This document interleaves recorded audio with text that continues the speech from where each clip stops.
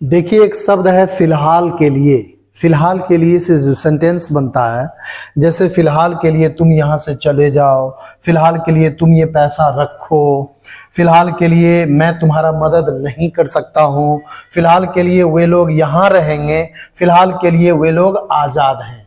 तो इस सभी सेंटेंस में सब आदमी ध्यान दिए होंगे फिलहाल के लिए। और फिलहाल के लिए का अंग्रेजी होता है एज ऑफ नाउ।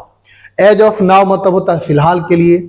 इसका प्रयोग कब करते हैं? तो देखिए सब आदमी, जब हम वर्तमान की स्थिति को बताते हैं कि अभी का स्थिति क्या है और यह इशारा करते हैं कि आगे चलकर बदल भी सकता है, ये स्थिति बदल जाएगा, तब उसके लिए हम एज ऑफ नाउ यानी फिलहाल के लिए का उपयोग करते हैं। जैसे किसी को बोलते हैं कि फिलहाल के लिए तुम यहां से चले जाओ, मतलब अभी स्थिति अच्छी नहीं है, बाद में बदल भी सकती है, इसीलिए तुम अभी तत्काल जो है यहां से फिलहाल के लिए चले जाओ। इस सब का अंग्रेजी जो हम बनाना चाहते हैं तो उसके लिए हमें सबसे पहले एज ऑफ नाउ लिखना पड़ेगा, उसके बाद कॉमा दीजिएगा लिखते समय, और उसके बाद आपका जो सेंटेंस रहेगा, जैसा सेंटेंस रहेगा वैसा सब्जेक्ट वर्ब और अदर वर्ड का प्रयोग करिएगा। ठीक है, जैसा देखिए यहां पर फिलहाल के लिए तुम यहां से चले जाओ, इसको अंग्रेजी में जब बनाएंगे तो इसके लिए सबसे पहले हमें फिलहाल के लिए का लिखना होगा as of now. As of now लिखने के बाद you should go from here, यानी फिलहाल के लिए तुम यहां से चले जाओ, तो as of now you should go from here.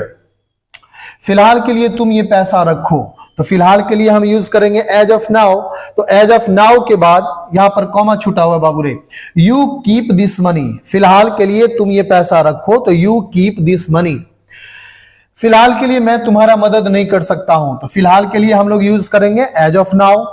मैं तुम्हारा मदद नहीं कर सकता हूं, तो I can not help you.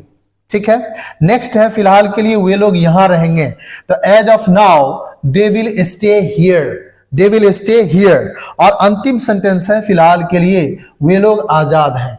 और अगर आप इस वीडियो को समझ गए, इस स्ट्रक्चर को समझ गए, तो आप फिलहाल के लिए वे लोग आजाद हैं इसका ट्रांसलेशन बनाकर कमेंट में भेजिए, ताकि हमें भी समझ में आए कि आप इस प्रकार का स्ट्रक्चर सीख रहे हैं और आपका अंग्रेजी इंप्रूव हो रहा है।